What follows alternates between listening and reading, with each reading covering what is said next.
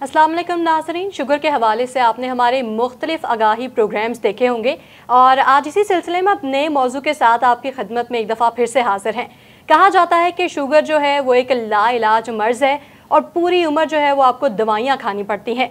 लेकिन हमारे जो आज के मेहमान हैं फ़ातेह ज़ियाबतीज़ अशरफ चौधरी साहब ने इसको गलत साबित किया और 18 साल दवाइयाँ खाने के बाद उन्होंने दवाइयों को छोड़ दिया और अपने तरीके से शुगर को कंट्रोल किया।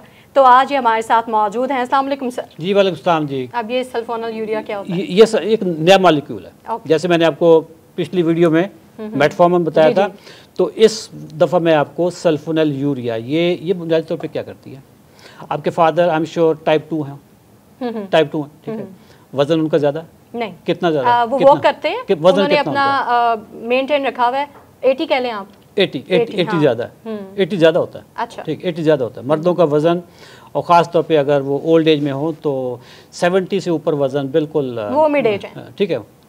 अच्छा, ये वाली जो गोली है ना सल्फोनल यूरिया, ये मुख्तलिफ ब्रांड्स में आती है। ये 1 mg 2 mg की एक क्लास है और फिर 30-60 mg वाली दूसरी क्लास है।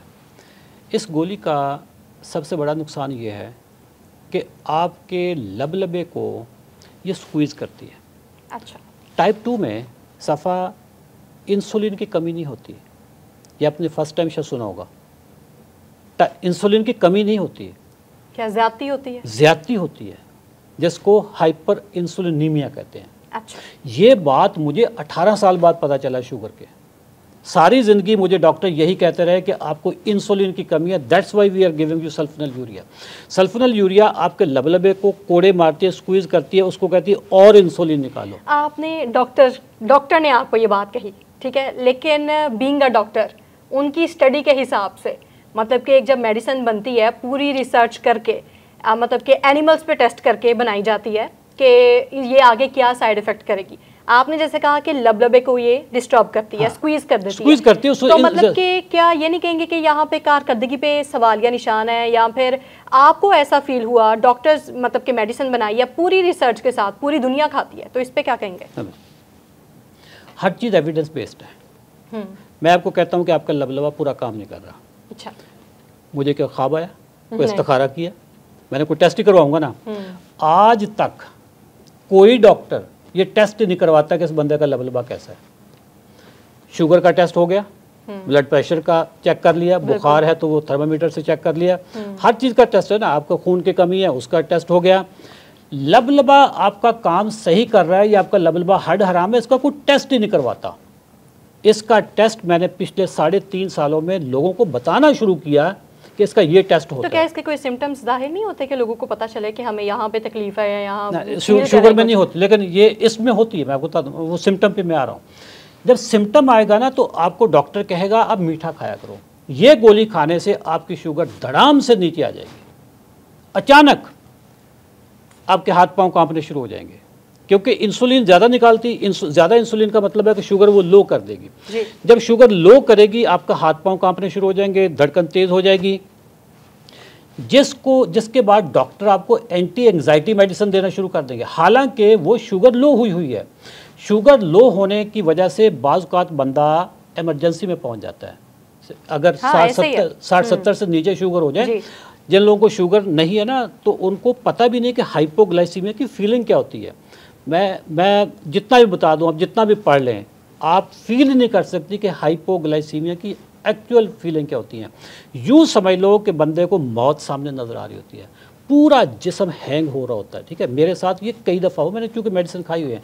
होता यह है कि इस मेडिसिन के साथ सल्फोनल यूरिया के साथ आपका लबलबा ज़्यादा स्क्वीज किया जाता है, जिससे ज़्यादा इंसुलिन निकलती है। ज़्यादा इंसुलिन की वजह से ज़्यादा इंसुलिन रेजिस्टेंस होती है। वक्ती तौर पे शुगर मैनेज हो जाती है, लेकिन आपकी इंसुलिन रेजिस्टेंस बढ़ती जाती है, जिसकी वजह से मोटापा होता है, ओबेसिटी होती है। जब ओबेसिटी होगी आपको 16 बीमारियाँ और लग जाएंगी। ख़वातीन को PCOS हो जाएगा, मर्दों का इरेक्टाइल डिसफंक्शन हो जाएगा, फैटी लिवर हो जाएगा, ब्लड प्रेशर बढ़ना शुरू हो जाएगा, डिमेंशिया हो जाएगा, न्यूरोपैथी होनी शुरू हो जाएगी, फिर सारी बीमारियाँ खुल जाएंगी जब आपका इंसुलिन रेजिस्टेंस बढ़ेगी। ये बीमारी बुनियादी तौर पे ये गोली बुनियादी तौर पे शुगर कम नहीं करती, वक्ती तौर पे करती है, लेकिन आपकी बीमारी को बढ़ाती है। अच्छा, तो मतलब कि आपका दावा है कि जो दवाइयाँ हैं वो गैर मुअस्सर हैं, ठीक है, लोग इन्हीं पे चल रहे हैं डॉक्टर? बिजनेस डॉक्टर ने दवाइयाँ लिख दी हैं, लोग इन्हीं पे चल रहे हैं। हाँ। तो अब आप बताएं कि लोग फिर क्या खाएं, क्या करें? करना ये कि ये पहली बात ये है कि आपको एक पैराडाइम शिफ्ट लाना पड़ेगा। शुगर ग़िज़ाई बीमारी है। सारे डॉक्टर कहते हैं, आप किसी डॉक्टर के पास जाएं वो आपसे कहेगा जी आपका लाइफस्टाइल ख़राब है। मैं डॉक्टर हूँ, आप मेरे पास पेशेंट आइए, आप कहती हैं कि जी मैंने आपको कहा कि सफ़ा आपका लाइफस्टाइल ख़राब है। अब मुझसे सवाल पूछेंगी कि जी इसका मतलब मुझे अब लाइफस्टाइल ठीक करना पड़ेगा। नहीं, मैं कहूँगा नहीं, आप ऐसा करें, मेटफॉर्मिन लिया करें।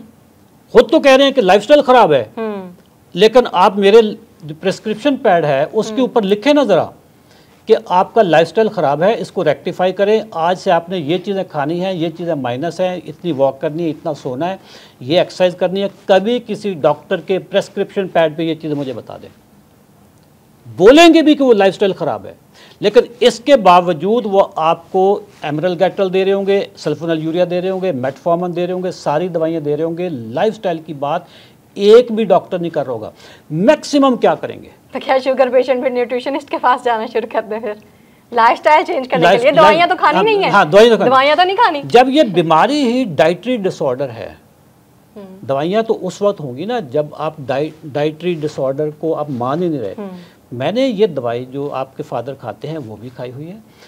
ये दवाई खा के अभी मैंने 2 दिन पहले एक पोस्ट लिखी है फेसबुक पे कि मैंने पुरानी एक तस्वीर लगाई फेसबुक से उठा के। 2013 में मैं एक 5 स्टार होटल में ट्रेनिंग दे रहा था, किसको? फार्मास्यूटिकल कंपनी के लोगों को।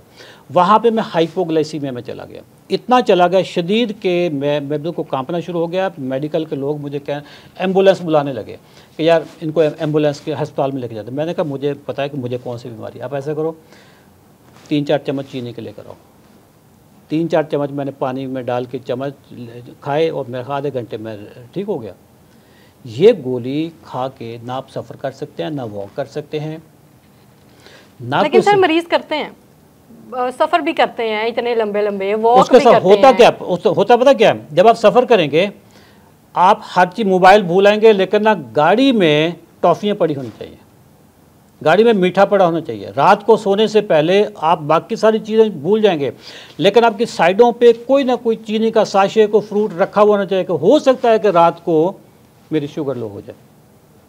शुगर तो ग़िज़ाई बीमारी है, ग़िज़ा दुरुस्त कर लें, शुगर आपकी ठीक। मैंने किया, हज़ारों लोगों ने किया। ठीक है सर, फिर अब वाइंड अप करें। वाइंड अप ये है कि शुगर ग़िज़ाई बीमारी है। अगर आप अपनी ग़िज़ा को दुरुस्त कर लें तो शुगर चंद दिनों की मेहमान है, दवाइयों की बिल्कुल ज़रूरत नहीं है। एक गोली जब आप स्टार्ट करेंगे, कोई 8-10 साल बाद, 15 साल बाद आप पूरी एक फार्मेसी बने हुए होंगे। आपको विटामिन भी चाहिए होंगे, आपको मैग्नीशियम भी चाहिए होगा, आपको ओमेप्राजोल भी चाहिए होगा, मैदे की, दिमाग की, सारी तरह की दवाइयाँ खा रहे होंगे। मैं आज से 3.5 साल पहले जब मैं शुगर की गोलियाँ खाता था, मैं डेली की 7 से 8 दवाइयाँ खाता था। आज अल्हम्दुलिल्लाह ना बीपी की दवाई खा रहा हूँ, ना मैं यूरिक एसिड की खा रहा हूँ, ना नींद की खा रहा हूँ, ना मैदे की खा रहा हूँ। अल्हम्दुलिल्लाह मेरी शुगर कंट्रोल है। अगर आप भी अपनी शुगर को कंट्रोल करना चाहते हैं, मेरे से रब्ता कर लें, गूगल में सर्च कर लें, यूट्यूब पे सर्च कर लें, फेसबुक पे मेरे सर्च कर लें। मेरा नाम है अशरफ चौधरी और मैं फातिज़ अभी तस्वीर। जी नाज़रीन, आपने अशरफ चौधरी साहब की गुफ्तगू सुनी है। अगर आपका कोई सवाल है शुगर के हवाले से या कोई भी राय लेना चाहते हैं तो आप इस दिए गए नंबर पर रब्ता कर सकते हैं।